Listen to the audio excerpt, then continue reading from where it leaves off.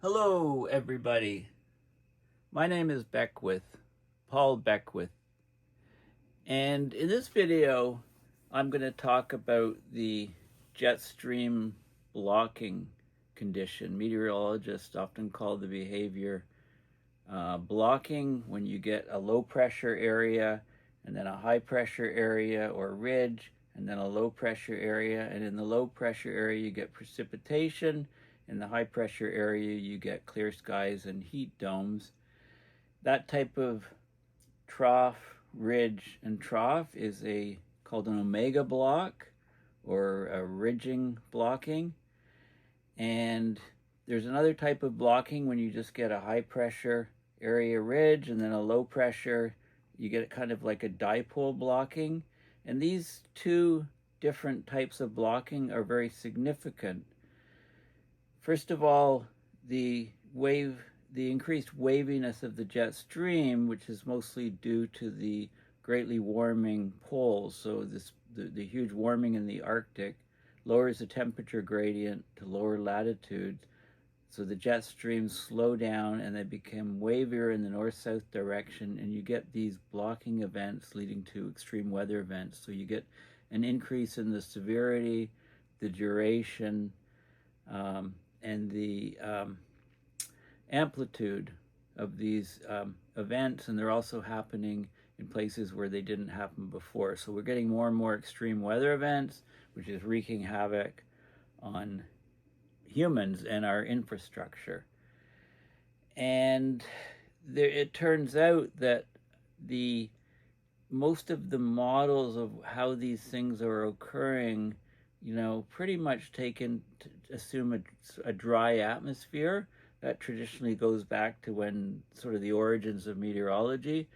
But there's a very fascinating new paper that has just come out recently from Purdue University, the Department of Earth, Atmosphere, and Planetary Sciences, and they examine how moisture changes the rules of the atmospheric traffic jams and the blocking.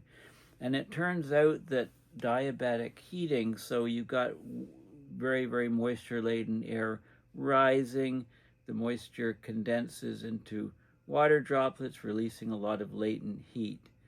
And that interferes with the blocking depending on the type of blocking that you have. So in the case of the ridges, it actually reinforces the ridge type of blocking, leading to them having longer duration, getting stuck in place for longer, causing these extreme weather events. And on the other hand, the other type of blocking event, the dipole blocking, is actually reduced in strength by the additional moisture, the diabatic heating, and the moisture releasing that when you get the condensation of the moisture of the warm moisture-laden air, then you get that latent heat release actually decreases the blocking duration of the dipole blocks. Now, considering that the ratio of the so-called omega blocks to the dipole blocks is about 4.5 times to 1, right? There's a lot more of these ridge or omega block type events happening than the dipole blocks, which are mostly over the oceans. Then as climate change accelerates and we get more warming and more moisture in the atmosphere, we're getting more and more of these traffic jams in the upper atmosphere and the jet streams, these blocking events, therefore more and more extreme weather events. So this is a very important and key study, and it really helps our understanding of why extreme weather events are continuing to increase and skyrocket as we warm the atmosphere more and more. So let's talk about some of the details of these blocking events. Before I do that, on another note, I got this book, Slow Burn, The Hidden Costs of a Warming World. It's a Princeton study. The author is an environmental and labor economist. So it's, sort of things that we don't expect because of our warming world. And I'm reading this fascinating book about halfway through. It's called The Psychology of Stupidity, Jean-Francois Marmion. This book was a bestseller in France. It was introduced in 2018. It was written in French. It's mostly French psychologists and philosophers, French academics writing on stupidity, and then it was translated to English about 5 years ago, and it's been a bestseller in multiple countries. So to give you, this is a great book explaining a lot of what's happening with human behavior these days. The psychology of stupidity. Love the chapter headings, for example, on stupidity, a warning. So this is, there's an editor, and it's all different people. So each chapter is a different academic.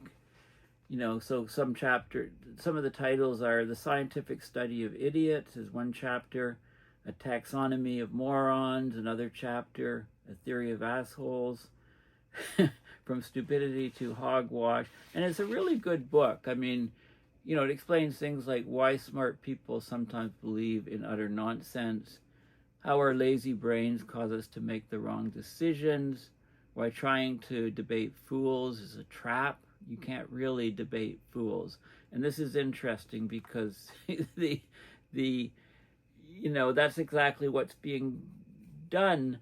A lot of the U.S. government's people, they put out this new report by climate deniers on climate, and recently, in fact, just earlier today, there was a 450-page rebuttal by scientists on how that other paper put out by the climate deniers is utter nonsense, how media manipulation and internet overstimulation makes us dumber, and why the stupidest people don't think they're stupid. So, there's a lot of wit and wisdom of many, many experts, and it's a great read. I highly recommend it. I may do a separate book review on this.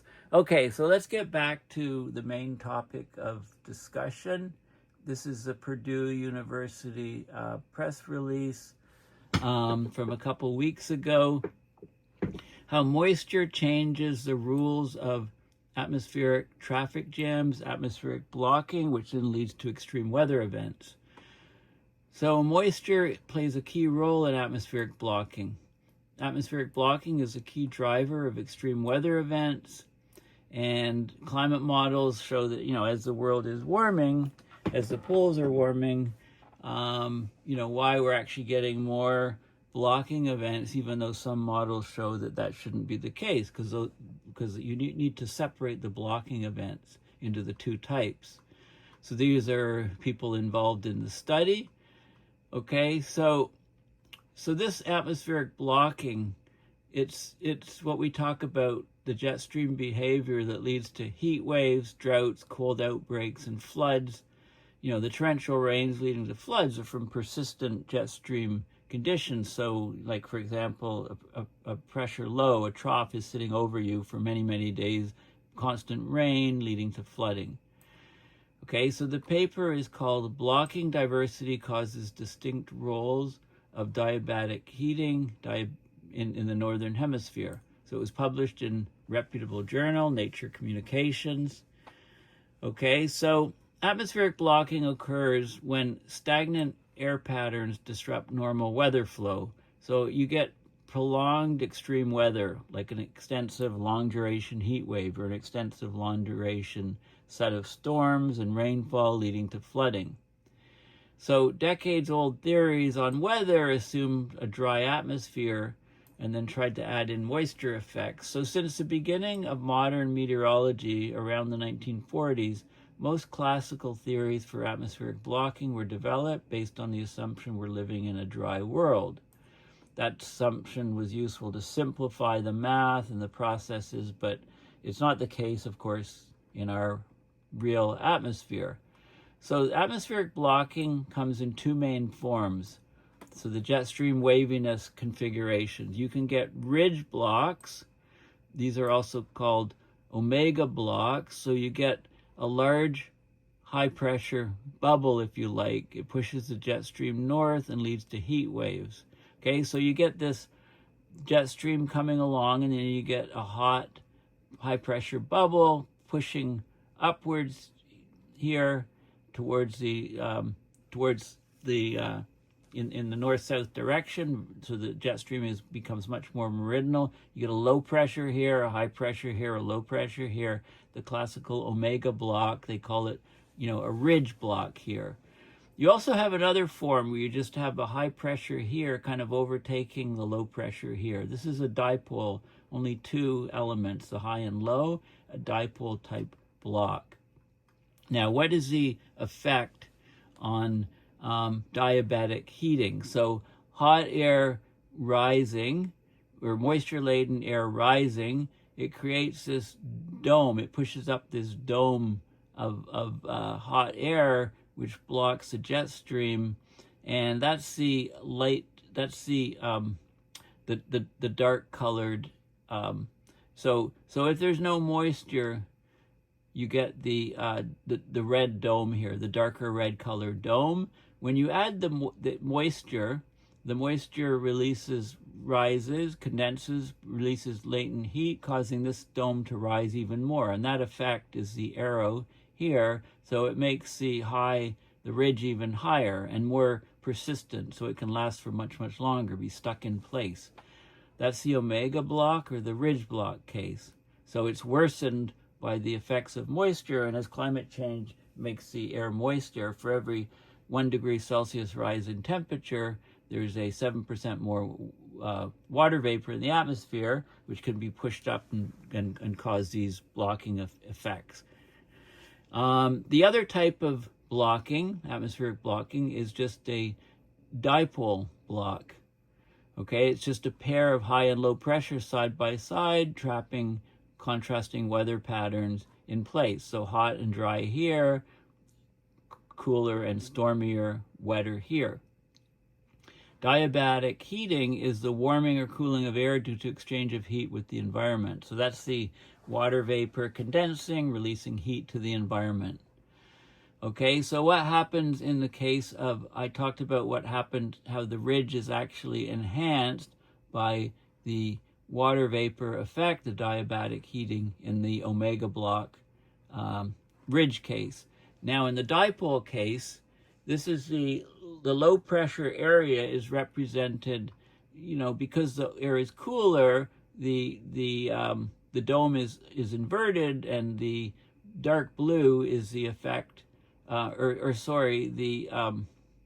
light blue dome in this case is the original system here, okay? And the effect of the heating means it pushes it up, so it contracts it to the dark blue system. So it actually weakens the blocking effect of the dipole block, okay, the rain effect. And here's, the water vapor rises, condenses, forming water droplets. Eventually, enough of the water droplets collide, the weight of the water droplets overcomes gravity, and you get rainfall.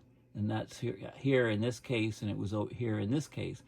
So this is very interesting because we really need to separate the type of blocking in terms of how the diabatic, the water effect, affects it. And of course, so as climate change intensifies, we get more and more warming, more and more water vapor in the atmosphere. We're going to get a lot more of these dipole, omega block, ridge type blocking events.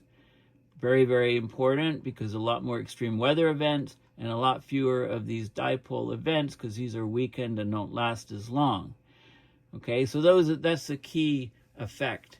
So this finding actually is very important because there's been a long-standing mystery about why some climate models predict fewer blocking events in a warmer climate. Well, that's the case with the dipole blocks, but you get more blocking events with the omega block or the ridge blocks, which are more common over land. The dipole blocks are more common over the ocean. Okay, and they use an analogy to a traffic jam on a highway. Okay, so without considering moisture, you can get the traffic jam on the highway. And now if you add moisture, well, it can make the roads kind of stickier, if you like, and cause the jam to even increase even more, impeding visibility. But it can also make the road smoother, is the analogy, and increase traffic flow, so reduce the blocking. That's the case of the dipole blocking. Okay, so this should allow us to increase the subseasonal, a few weeks out to seasonal forecasts, and they're of course related to extreme weather events, which are difficult to predict. So blocking events usually lead to extreme weather events like heat waves or cold spells of drought. So understanding more about blocking and the different blocking types and the role of the diabatic heating for different types of blocks, that should help us predict the evolution or forecasting of these events. So this is an interesting map of the planet. It shows the geographic distribution of the ridge blocks or the omega blocks and the dipole blocks. It's typo here. So the red dots are the peaking location of each ridge block or omega block, and you can see them mostly over land surfaces, some out to sea here, some out to sea here, but over, they're more common. There's 4.5 times, if you take the number of red dots divided by the number of blue dots, which represent the dipole blocks, it's a 4.5, roughly 4.5 to 1 ratio. A lot more of the ridge blocks, and these are the types of blocks that increase in duration in a warming world and severity. And therefore extreme weather events are increasing across the world because there's a lot more of these ridge blocks enhanced by the diabatic effect as opposed to the dipole blocks, which are decreased in strength and duration by the water effect. So this is a very important study. And so let's have a look. There are a number of news articles on this study. How moisture changes the rules of atmospheric blocking, moisture changes the rules of atmospheric traffic jams. That was this article. And moisture in the atmosphere causes extreme weather events to last longer. So let's have a look at some of those articles. Well, this one here is phys.org, lots of ads and stuff, and it says basically what I've said already. And the Purdue article says this one here is the earth.com, moisture in the atmosphere causes extreme weather to last longer. So this one has some additional information. So basically, moisture isn't just a background player. So this research shows it can make one kind of atmospheric block dig in and linger longer, have longer duration. That's the ridge block or the omega block, and it weakens another. It weakens the dipole block. Okay, so this explains why some heat waves, cold spells, droughts, and flood patterns persist for days or weeks, right, with the ridge type blocking or omega block. And some climate models have predicted fewer blocking events as the planet warms, and that's applicable to the dipole blocks. Okay, so this paper, reframes some of the decades-old assumptions and models on how these ridges and troughs and blocking events occur in the atmosphere. They generally assume a dry atmosphere. It takes the dry atmosphere results and it then modifies them with the moisture-aware view, the diabatic heating, and it shows that the completely opposite effects happen depending on what type of blocking you get. So atmospheric blocking occurs when large-scale pressure patterns stall the normal west to east flow of the air. Ridge blocks are bulging domes of high pressure. It shoves the jet stream north into a sharp ridge, and it anchors the heat waves, causing them to get persistent weather, things blocked meteorological blocks. The dipole blocks pair just a high and low pressure side by side, locking contrasting weather in place, and the persistence of these things is a problem if they last a long time, but it turns out that the diabatic effect shortens the persistence of the dipole blocks, which is what some of the climate models show. So the dry theories miss the moisture. and they talk about, again, the beginning of modern meteorology around the 1940s. Most classical theories of atmospheric blocking were developed based on the assumption we're living in a dry world. But you need to in reality, moist air rises, condenses into water droplets, therefore releasing latent heat to the atmosphere. And that diabatic heating, that latent heat released to the atmosphere, it changes the pressure patterns, and it feeds certain waves like the ridge blocking or omega blocking, reinforcing them. And if it's a dipole block, it erodes the blocking conditions. So it has a split role in the atmosphere, the moisture.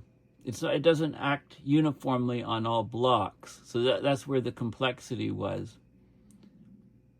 It significantly increases the persistence of the ridge or omega blocks and significantly dampens the intensity and reduces the duration of the dipole blocks. Okay, so that's key. That's the key finding of this. So, there's the highway analogy and the connections to extreme weather and things like that. So let's look at the actual peer-reviewed paper. This is the link I'll have this in the description on the paper, and this is the actual paper here that was published. Okay, so blocking diversity. The type of blocking, it causes distinct roles of diabatic heating in the northern hemisphere. Okay, so the rising of hot air, condensing, releasing heat, latent heat to the atmosphere, that has distinct effects depending on the type of blocking that we have. Okay, so a diverse range of stagnant flow patterns can be characterized as atmospheric blocking. These flow patterns have distinct patterns of diabatic heating due to latent heat release. So the climate model simulation of the blocking and the projection of atmospheric blocking into the future, what happens remains a challenge, in part due to a lack of understanding up to now of the blocking diversity, the different types of blocking, and the distinct roles of diabatic heating to the two different main types of blocking. So they use local wave activity diagnostics. So they follow parcels of air moving along the jet stream, and they look at the two key archetypes or types of blocking: ridge blocking, or the omega blocking, and dipole blocking. So each of these two different types of blocking shows a distinctive flow pattern and associated effects of the diabatic heating. So for the ridge blocks, the more common ridge blocks or omega blocks, the diabatic heating enhances the upstream wave activity. Therefore, it contributes to the persistence of the block. It stops the eastward movement of the wave and kind of locks it in place. But the exact opposite for dipole blocks, the diabatic heating, it reduces the wave activity at the center of the blocks. So you get less of the, less amplitude, and then the whole block can actually move out of the way. It's not locked in place. It's a much shorter duration because of the diabatic heating. So it's a damping effect on those type of blocks. Okay, and then these types of blocks have preferred geographic locations. Okay, so that gives us insights into, what's going to happen as the climate warms. So this is very, very key. This is a very, very important paper. Of course, atmospheric blocking, it refers to a diverse set of stagnant flow patterns in the extratropics, can usually lead to extreme weather events like, persistent ridge will give you a heat wave in the summer. You can get a long duration heat wave. You can get cold spells in the winter. The most typical flow pattern of atmospheric blocks is featured by a persistent ridge or high pressure area. So it's an anomalous high pressure system that extrudes polewards, right? Like a ridge, a peak in the jet stream extending poleward, increased meridional flow, increased waviness. But beyond these typical ridge blocks, you can have different flow structures. So we talk about the omega block.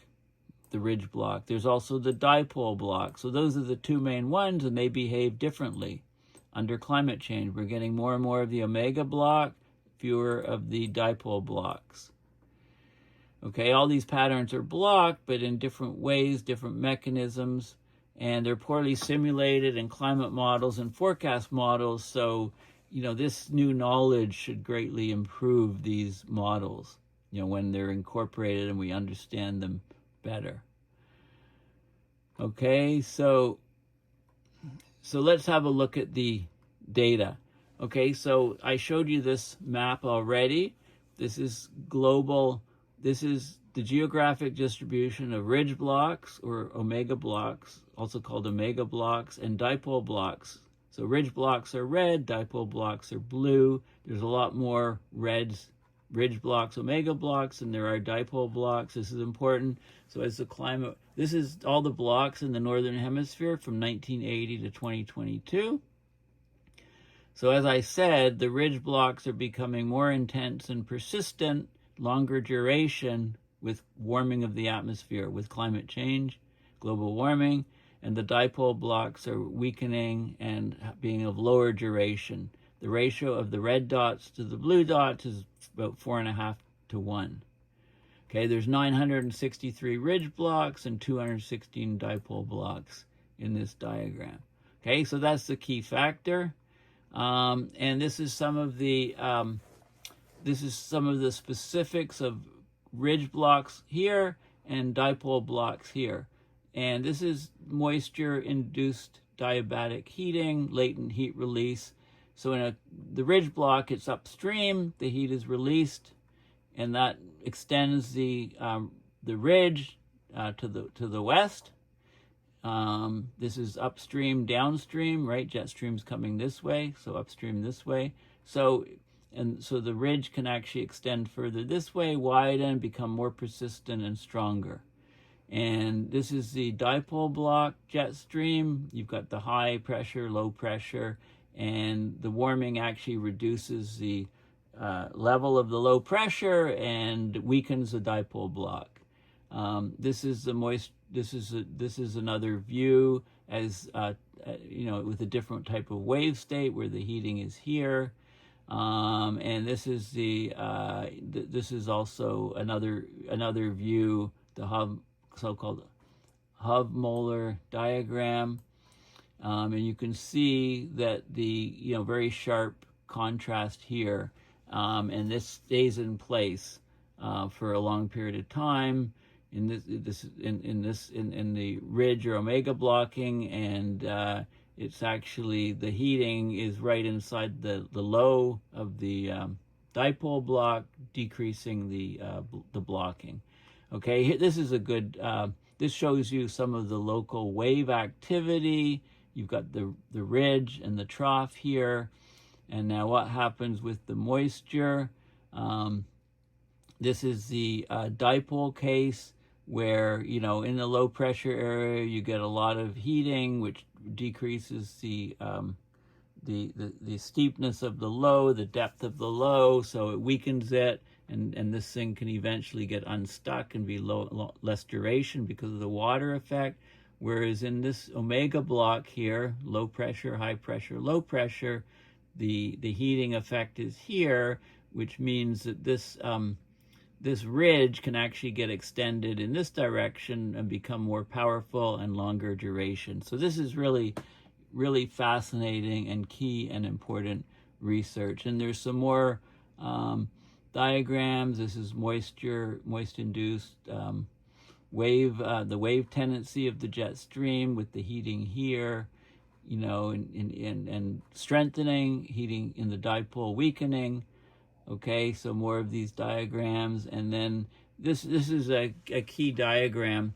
So this shows you, this is the ridge block or the omega block with the low pressure or high pressure, low pressure, and this is the this is where it's the hot air has risen, condensed into droplets combining into larger droplets, forming clouds, causing rain. But the condensing of the water vapor releases heat, diabatic heating, that latent heat causes heating in this region. So without the moisture, you'd have this dark red dome. With the moisture, the dome is higher, the ridge is more powerful, the ridge is extending to the upstream side, enlarging, and we're getting persistent blocks in place.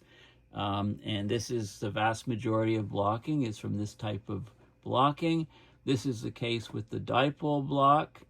You've got the low pressure area here.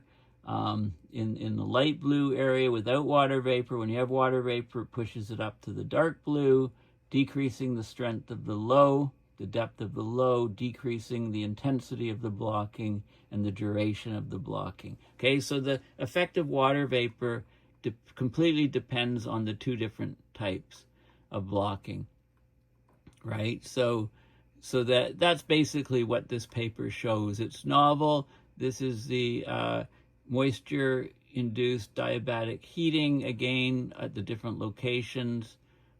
This is for ridge blocks. There's an enhancement of the strength of the ridge blocks. For dipole blocks, there's an enhancement of the heating of the dipole block, which lowers the depth of the low, which reduces the strength, and to various levels, depending on where you are on the planet. Moisture-induced tendency. This is moisture-induced tendency. So basically, the ridge blocks get stronger and longer duration in the positive here, and the dipole blocks are in the negative here. They get weaker and shorter duration. Okay, so that's the key findings of this paper. So it's very, very significant. It helps us understand the different types of blocking, first of all, omega blocks or ridge blocks versus dipole blocks. And it explains why under climate change we can expect more and more blocking of the ridge type, which lead to enormous extreme weather events in the ridge type. If you look at the distribution again on the planet of the blocking, the ones over land are mostly dominated by red, which is the ridge type, right? And the blue ones tend to congregate over the oceans. So we can see a quieting of these persistent weather patterns over the ocean where people don't live, and an increase of the blocking and associated extreme weather events over land where people live. And you can see the areas of the planet where it's that are hardest hit, where it's focused on. I think there were some other things in the discussion. So what's novel is there's blocking diversity. There's different types of blocks, and they have to be treated separately. So blocking is diverse flow patterns of atmospheric blocking, accompanied with distinct roles of diabatic heating. Diabatic heating due to latent heat release is a key factor that influences the block's growth and maintenance. For ridge blocks, so we can't treat all blocks the same way. Blocks, right? There's different types of blocking. We need to separate that into the ridge blocks or the omega blocks and the dipole blocks, and the diabatic heating has different effects on both. So diabatic heating in the ridge blocks enhances the wave activity upstream, right? Shifting blocks westward, which is conducive to the persistence of the blocks, also the more intense, the intensity of the blocks too, but mostly the persistence or duration. In contrast, on the other side of the coin, the diabatic heating in the dipole blocks, it reduces wave activity at the block's core region, which has a strong damping effect and throughout the dipole block's life cycle. So the dipole block is not as persistent and it's weaker. The dipole blocks are primarily located on the west side of the ocean along the storm tracks. The ridge blocks are typically further downstream from the storm tracks and over the land. Okay, so the different types of effect of global warming and heating on the two types of blocks is very, very important, and explains some of the discrepancies that the climate models give because the climate models don't really discriminate between the two different types of blocks up to now. So they can be improved, and also knowing this should greatly help us greatly understand the blocking of the omega blocks, which lead to extreme weather events, and why the omega blocks are increasing as global warming proceeds. Thank you for listening. Please consider going to my website, paulbeckwith.net, and donating to PayPal to support my research and videos. You can also find me on Patreon. And after I film these videos, I upload them, of course, to YouTube. I share them on Twitter and LinkedIn and Blue Sky and my Facebook pages. And I'm now starting to put them on many other social media sites, as many as I can think of, so that these videos get more and more viewership. So please consider sharing far and wide on social media to help grow my number of subscribers, to help grow the number of people that see my videos. Why? Because my sole purpose is to educate people, to take the latest peer-reviewed science and put it in the context of everything else that's happening, and educate people on all aspects of climate change, all the science behind it, the physics, the climatology, the meteorology, but also the effects on humans, the effects on us. And, what are we doing and not doing to try to deal with this problem? So thanks for listening, and bye for now.